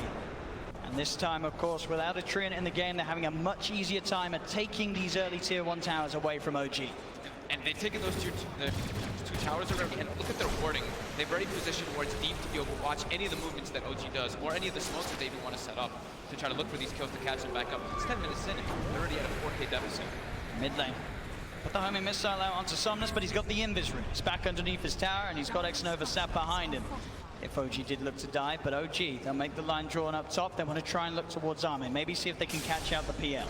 2 clutch runes coming out there for the Kunkka. The haste rune is the invis rune right after that, saving him from the dives that could happen. How do you think they get Thompson back in this game? Stay good, right? Tries to play around the whistle. Chalice. I think so, yeah. I think he has to get a Oh, he's found another. It doesn't seem like he can really do anything nice. If he shows himself, he just gets jumped. And, he's also just too low level to do that much damage of his own. But he's also not plus X, so he can't really farm jump too fast. It's really tough because like they're on the back foot, and we've said this time and time again. When you have a disruptor on your line, and you're in the back foot, and you're just getting ran at. It's really hard to actually get any setup for the glimpse plays. And the Invoker in this game, like, who's he actually going to go for to build up his urn charge? It's really just the Bane and the Earthshaker early on. Tries to turn him to EMP, but Chalice keep the distance now. Towards Naruto, they get the glimpse play onto Somnus. He's got the boat coming in. He has that rope boat. The cooldown comes through from Anna. It's in enough to find the kill onto Somnus. It is. They get one. The homing missile redirects itself on top of Chalice. Chalice has the heals going. He's turning with the impetus. He actually gets the kill on No-Tail. They'll relocate the team back out of there. So OG not really wanting to commit everyone to this fight. It's Chalice, FY, they turn. Echo Slam, Fisher out onto Anna. They burst down the jungle comes in Chalice. He's already looking for more. He's trying to chase down Jarek, but Seb's there with the body blocks. We'll keep Chalice back, but Chalice just getting so much done on this Enchantress. He's 6-0-1, just getting kill after kill, and he is sailing ahead this game. I think Jarek's brought Thompson back to the top lane, maybe for the efficiency play to harm that open lane, but at the same time, he's getting outnumbered down here. And they're going to get more action as well. The final impetus not quite enough. Seb still alive, gets the firestorm out. They'll finally fall. Excellent may die for this. He's got the Nightmare dodge. That'll get him out of the tower range. That tower hit the... Oh, it went back to him. Wasn't able to successfully de-aggro in time. So it does go down, but still. Seb falls. He's the core, and Chalice just continues his reign on this game. And they're just keeping this pressure on him. It's giving so much space for Ame just to kind of have his own game. Just free farm from the sides, farm some jungle. And he definitely needed it after the start. Yep. He's very grateful. And Ame, I think, is one of the best players out you through that, you know, like an 8 to 20 minute space where carries really need to maximize arm. He's one of the best at it. They're stalking him. Right now they have vision for it, but quick double down. This is kind of reminds me of the Luna game that we saw earlier where he was just winning the game, you know, just a little bit of time. And he's right back in. It's number 2 on net worth. Chalice. This is such a great display by Chalice. This Enchantress pick too. It was the first pick, but it's just working out perfectly for them. They don't really have the damage because they're all grouped up around him. If they had just like, they were able to isolate this Enchantress ever and get the Gyrocopter on top of it with all that magic damage, they can go for him. But it's so difficult with the way LGD's playing as a unit, moving around, making plays. Yeah. As 3 or 4. We saw what in the last game, so the biggest issue for Chalice was the Shaker just getting on top and offering that heavy amount of magical burst control to allow the teammates to take him down. But this time around, the Disruptor just can't quite do as good of a job in terms of duration of overall control. Static Storm will be dropped down as well as the kinetic field with a rip from X-Nova, holding Thompson in place, allowing the impetus to fly in from Chalice. They're starting to storm ahead this game. PSG LGD as they lead 13 to 10, 6K advantage. OG, they have to do something big to swing this one around as Thompson is just getting knocked further and further behind on his Invoker. And he's the Quas Flex Invoker. He wants to be the one making the plays around. He can't really just catch up to farming, so they have to find a way to group take these fights, but this disadvantage is super hard versus LGD's lineup when they almost gonna have a blink dagger on the Earthshaker. Well, he's trying to call in for located teams. With the catch in, with the kinetic field, get the Fisher and onto two with the slam and fly. He's trying to walk it off. The glimpse will be there, bringing him in as he does finally fall, but he certainly gives it his all before he goes. Somnus is going to come in. They get the X play. He's coming back out of this. Oh, it's dead, I'm afraid, as LGD get the Gyrocopter. Big difference between this game and last game is that JRX can't really go around making plays. He's Swiss. He's pretty much bound to the Gyrocopter the entire game. Alice. He's fine. And they're trying to do stuff on his own, but just simply can't. Thompson. Oh, God. Again, the dust is there. Prepared. Oh, Thompson. How he falls time and time again here. Somnus' Kunkka. 0 and 5, a rare sight to see Thompson. He's selling at the tournament. And a little bit of that goes back to the trialing at the start, where they really can't devote any resources to help Thompson on it. He was just getting destroyed in that matchup. Booker needs some time to ramp up, even in plus ones. Yeah, he's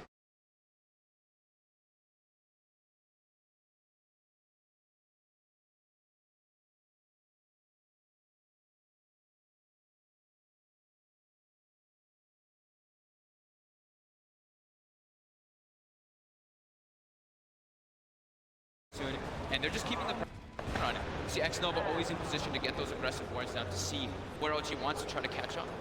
And they have to be really concerned for OG, as PSA mentioned. I think LGD have the better late game with FPL. Yeah. And they've got all this, the damage mitigation that comes from versus that gyro. It's problematic. They just need, you know, one or two good looking poker if someone can set it up for them. But the problem is LGD are generally approaching from multiple angles, as we saw them coming for the Invoker, the Fiends go for the side, and everyone coming up, everyone else coming from the front. It's really hard. Gentle Beacon. Thompson. Double Tornado. Just connects on Somnus. Just got to be careful about getting range to Chalice. The Chalice does push forward trying to get him. Thompson's out of there. They see all the Ancients that were there trying to catch the Gyro back up. And Seth is getting farmed up, at least keeping that pressure. Said he's the one who has to be doing this, forcing those towers, trying to get that wave clear constantly to set up for his team to make plays, and he'll rift away as he is going to. He can't even, for a lot of the game, doing the. They do have the net, so it counters Spillgate, but also the grip. So I'm not sure how much they can split push the way to victory. With that linked out now in his inventory, ready to go.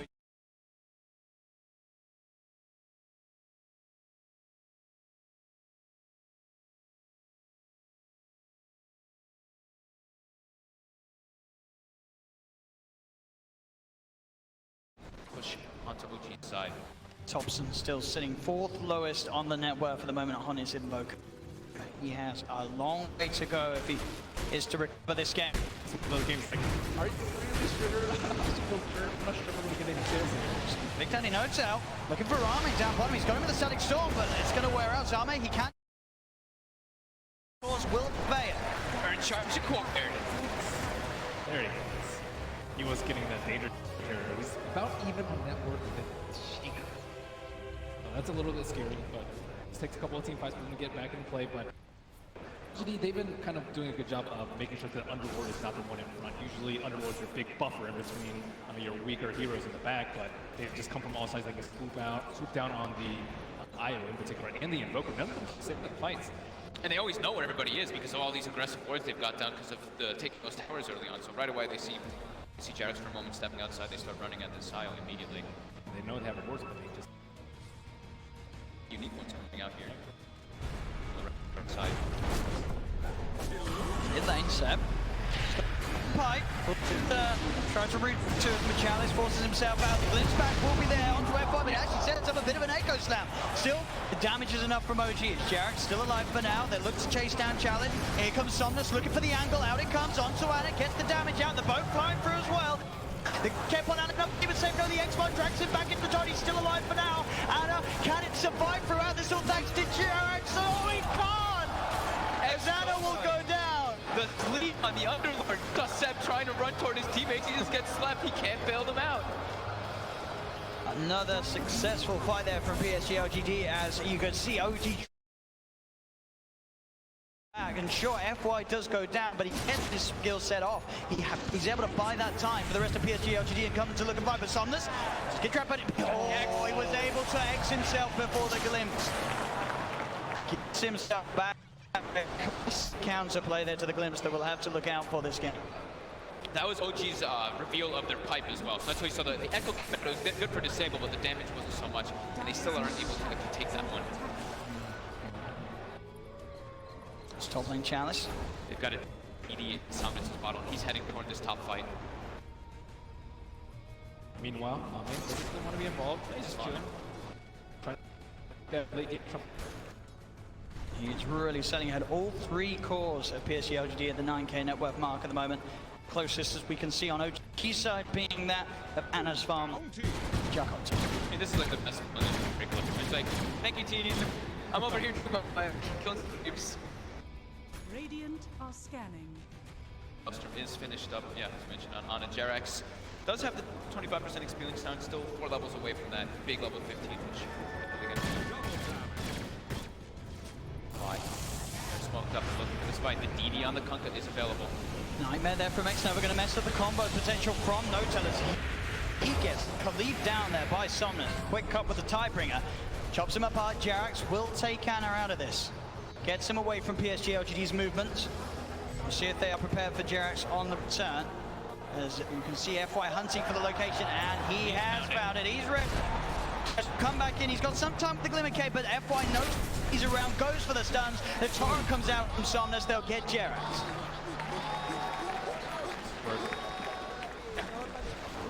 Makes buy some time, some space for Seb to keep pushing top, get those lanes out, saves the gyro.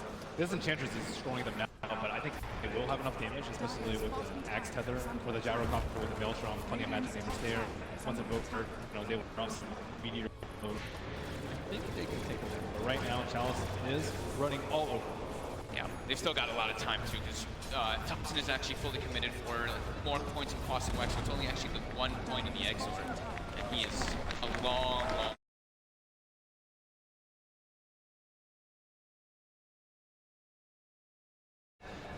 Completed Crimson Guard, now ready and upon. As we saw the BKB for Somnus, just getting shipped out as well. Albert. Maybe even Stop. No. Deny from FY. In between the cold snaps, and Somnus on the hunt. They get Nice little play there from FY. Thompson trying to set up with that combo to make sure that he gets the last hit, but wasn't successful. Now, Maddox Nova heading up the ramp into the jungle of OG, as they will, the 3 of them, in the vein. Make sure that he doesn't get away with his little warding journey that he was looking to make. Still got the D ward on. Pretty cool. Any type of kill like that matters, though. You see how playing a little more defensive now, sticking in their jungle, making sure they can farm this gyro copper up to that point where he can actually contest and take these fights. Really needing that BKB so he can counteract your thing as well as that contact. And not getting enfeebled. And not getting enfeebled. Yeah, Xnova, yeah, he's super low on network, but I still think he can do a lot of damage in these fights. He's actually only done 1 point in it, though. I've seen him do the 4-4-1 a lot of times. Pretty good at disabling that move on himself.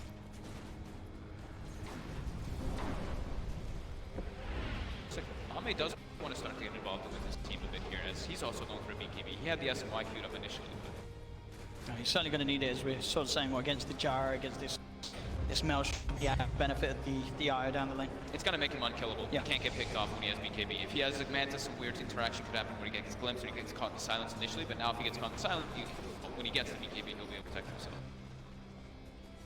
They are smoked or something. We'll at least get a ward out of this. I'm a little bit worried for OG once he's come out, because they've almost nothing versus BKBs. I mean, maybe Disruptor. That, man, 40, 45 minutes of the game, maybe. Mid lane, yes. Anna, there's Jerax. He's looking for a room, but Chalice is there with the Cherish. They get the slow, they get the Fisher. There's Jerax who'll pop the glimmer, but there's the double dance as they'll find him. Catching at the eye, same time up top. Army looking for No-Tail. No-Tail trying to get out with the TP play, and he does escape. No-Tail will get out of there. They tried to set up the kill, but the BKB just hadn't delivered. So these BKB times are coming up all towards LGD. Like Ben said, it's very problematic for OG. And moving into Roshan now, PSG LGD. They really want to protect the Arcane room. I mean, it's a big deal at this point, too, for maybe. I know what's going on, OG, but can they really contest this? Static Storm's being used. We saw combo top, I believe Tornado's probably still on call. Oh, no, it's back up. Because they have got the Tornado set up here from Thompson. But do they have the follow? They'll throw it in. Roshan still with a decent amount of health. He'll pop the Deafening Blast, pushing PSG LGD out of the pit. But now Chalice is on the hunt. He's looking towards Thompson. Missile side will be dodged. Nice nightmare from Xnova, keeping FY safe. Chalice. He's got the focus on him. Can they kill him off? They've got the Colts down the wall as well. So somebody pops the turnaround. X-Nova with the feed script. The torrents were on to Thompson. Thompson's got Anna moving in with a BKB. He does not have the depth of Chalice. Sticking along. Will he go down the rocket barrage? That's fucked him. Anna will get the kick onto the Enchantress. Jerax incredibly low as Arme. FY looking at. He's got okay, but he's been dusted. Jerax gets taken down. Anna's got to go buy a TP. We'll be okay. At least they do find it. You get the glimpse play out as well there, No-Tail. Keep it safe for now. Say that though, they're still seeing the Fisher, the jump, FY. In the control, setting up for another kill for Arme. As PSG push OG away from the pit. Roshan's still seeing it at about half health, but Arme jumps straight back. We'll see if they can get away with this one. You're going to have Thompson back in the game and Lucans. But they should have a good shot at finishing this one off in time without any sort of further interruptions coming out from OG. BKB timing's just, she can't take the fights. They don't have the damage to go through it just yet. And Booker is supposed to be that thing, right? That pops the BKBs early. Yeah, you might not kill them, but get those BKBs early so that everyone else can. But right now, it's just on dishing out a lot of them. Thompson's still struggling. I'm just really not sure how Thompson can have a huge impact. I think he's just gonna have to act a lot more as just control and hope for the best that he's wait for BKBs in 5 seconds. Yeah, pretty much. Wait for those BKBs to down. The gyro's able to take it once he starts getting the IO. Once he gets gifted that Aghanim. So just have Alice. He was ready there. I don't know sort of pop blockers, but he pops the dart. Seb does have back though. Anna No-Tail in the Static Storm down on top of the Enchantress, and they go for the cooldown. Seb, Anna. The Tornadoes to come in the side.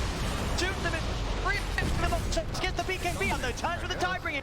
Jerax down on his Anna. One to find challenge FY point the end. I'm holding down Thompson on the side. Sets up away for the double kill. Thompson speeds up a third. Seb trying to get out of it, but he's not going to make it. Arme with the triple kill. And OG just cannot take a fully fledged team fight, as you're saying, with these BKBs on LGD. There just isn't the damage to kill off the cause in time as they only get challenged for themselves. right? Like in the game, if he's trying to run around, but you actually can't run away. They can't stop these BKB cores just getting on top of him. And once that aisle goes down, your gyrocopter's not nearly as strong. OG are definitely expected to lose, but you're just trying to not lose them that badly. You don't want it to get to the point where they can just storm off their high ground. You know, you want a couple of casualties, but still it's not great for OG. 4-4-1 is not really where it needs to go. Yeah, and every single time too, we see the ROM coming out, right? He's got the flak on, this is damage, but ROM interacts pretty much all of the combo that Gyro wants. You throw your call down, get your flag filling up, you're like, wait, I'm not actually doing that much damage in this engagement. BK is up for maybe, and they just destroy Thompson. Great echo. Just keeping Thompson away from any more of his combo. Underlord dies last. That's the exact opposite of what you want. You want him to get focused a little bit, but Jarek's just can't do anything. It's getting harder and harder here for OG here in this game too. This whole game, this Arme just keeping up the beats as well. He's absolutely going to feel like this unstoppable force in these fights until, as you say, Weaver's down the line gets to that point, of being able to get an Aghanim Scepter on the Disruptor, or if Anna's sort of able to get that secondary damage item on top of the Maelstrom, because at the moment they are not killing this PL. It's really just as the Ags on Invoker. I think he needs to be able to force out the BKBs early and then just disengage whatever way you can, maybe lose 1 or 2 heroes, and then you go in with the fight. Yeah. That's the best way for the fight. It's FY. Found one another here. FY very tanky at the moment with that Ogre Club and Point Boost. He's got a lot of HP. As No-Tail has to be the one to look to hide. Straight into the trees, goes for the TP. FY doesn't quite get in range yet to proc the stun. Chalice is split up top. That's what they can look for here. They don't have Spirit, but we'll see if they can manage with the combo. Chalice able to slow down to the love grab. Wait, a cold snap, right clicks. Can they actually kill this man with a... He's just way too trouble. Jarek's has to be very careful as they'll back away. They have that kill with just the 2 of them. No Spirit. No best charge, yeah, exactly.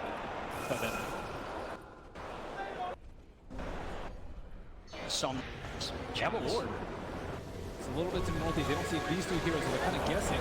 Thompson walks in, he puts the tornado in the totally wrong direction, and now the combo from Somnus comes out. Drags Thompson back in, they've got the detection. My goodness. Maybe and they'll get top of the disrupt. They can't continue to ODD as they just pick off after pick off. Maybe seeing if he can strike back. I quick with a blink out. Arme, they're all looking to stick around for this. He will get rooted, but he knows that there's no real threat. OG just cannot get on top of him.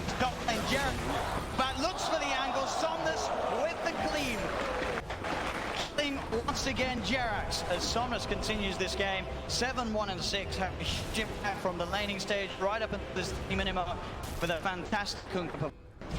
Now has 3,200 health and a full AC coming on bottom. It looks like FY is just starting to play around with him with the lockdown as the Seb's going to try and get himself out of there. The Ogre, can he escape in time? He can! He gets them out. Seb will manage to get out, but Army was also very low. Army does, of course, still have the Aegis. He was trying to die. He ran into the... There we go. They're going to need a little bit more of that magic OG. They want to come back into this one, but they will take that Aegis away. But as you said, LGD won't be too phased by that at all, as they were happy with it going nonetheless. Look for the cleave angle. Comes around. There he goes. Getting trapped. Kids to the turret. Seb's to come in as well. Garrett's to help him out, and that will keep Anna fine. He's trying to turn, but Somnus posts the BKB. Nova's coming in on the pain. He's baiting them. OG have to be careful. Chalice. There, towards Anna, into the trees, the X mark coming out, but there's the relocate back out. The Eye will escape with Anna, but No-Tail's in trouble. Arme again, just swarming on top of the trucks.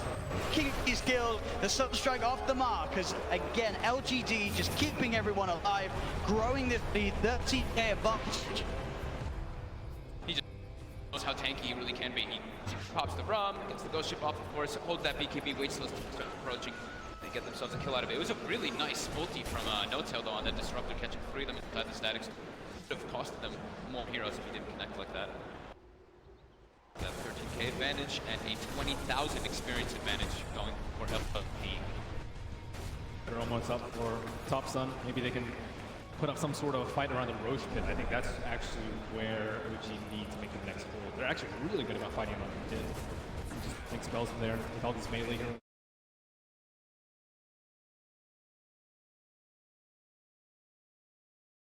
in. Aghanims finished up. They've also got the IO hit level 15 after that last fight. So little things starting to build up for them. And then towards the end of Sam, the Underlord has been farming very, very well this game. Has big item once. Hasn't actually gone for the mech though, or Guardian Dreams this game. Spot him. Sweet.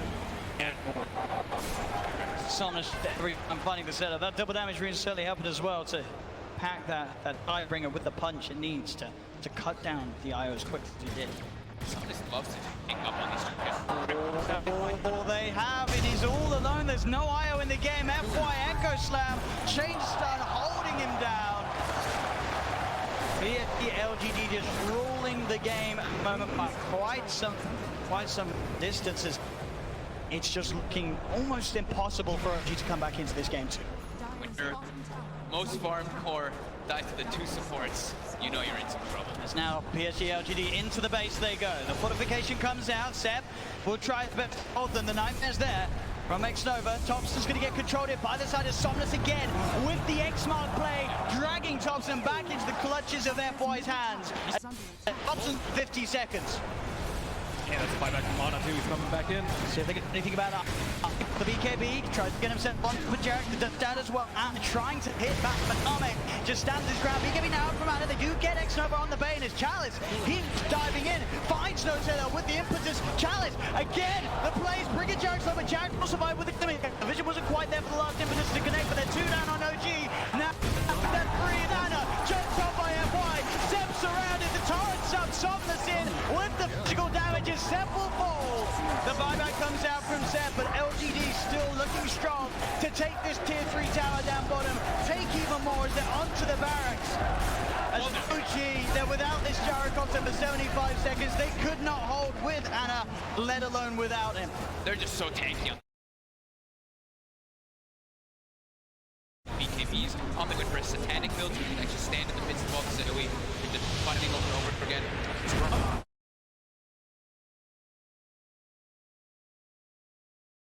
Quick with the doppelganger to remove it. Fish is down, but the glimpse is there. Big Daddy drags Arme back into the static storm. He's surrounded. They'll look to kill him off, but he's got Blindle. The satanic Arme! But he pops the BKB. They cannot kill this PL. Teammates. Do they have any other further catch? They've got to be careful because Somnus turn. Boat comes in. BKB down from Somnus. Looks for the combo to do them, and FY jumps in to Creep Wave. The Echo Slam takes down Notella. Fisher onto Thompson and Seb. OG has to back away from these ranks. As LGD looking to claim a second set, the Crimson Guard will be popped, trying to slow down this siege. But LGD will get away with it. There's going to be Anna back up in 15 seconds, but the melee racks are taken in both the middle lane and the bot lane, as well as the range racks down bottom. PSG LGD now 25,000 ahead. Looks like they were about to okay. Yeah. Hey, they're feeling super confident in this game. When you see them, get back into the midst of a fight this is winning, definitely feeling really good. And another picked up for some. I was mentioning he loves his heart on strength heroes. I think I'm missing him buying on like every single one of them. I need most of the time. Thompson is in trouble. The jump forward from FY. The boat comes through the tide. Bring it Somnus as he pops the double down jump. Looks, there's Notel. Notel hiding in the trees. Thompson and the BKB, but Anna has to get the top. So much damage, but Anna will survive. BKB and good kick out. Anna gets himself back towards the base, but they'll jump on top of Jarek. Seb now, he'll pop the ult. Just enough to get him out in time, but the Somnus with the Kunkka play brings the Underlord straight back to the hands of LGD. As now Seb dead for 100 seconds. PSG LGD ready to storm the base once again, looking for his mid-range trap. The tier 1 from all lanes so they can open up towards the Megas. Jerax will buy back. They've got Thompson back up in 10 seconds. But with a 28k advantage favoring LGD, can OG really do anything to stop this? It looks at least that the Mega guaranteed as the rack top is in. They do much. Be careful. Anna backs away with the ghost. Keeping it. It's Jackson Anna. Whoa!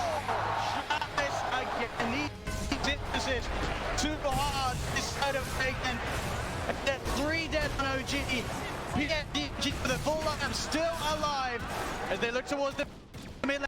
And it's GG. Ladies and gentlemen, PSG LGD taking game 2 of the best of finals here. And it didn't look closer. So this was PSG LGD through and through. OG maybe going sort of a new strat too far in this game too, trying something a little off the wall with the Underlord pick, but it never really came together. LGD seemed so prepared for this draft. They were like, okay, the IO Gyro's coming out. They seem to get exactly what they wanted in this game. This Kunkka last pick did so much work, and pointing out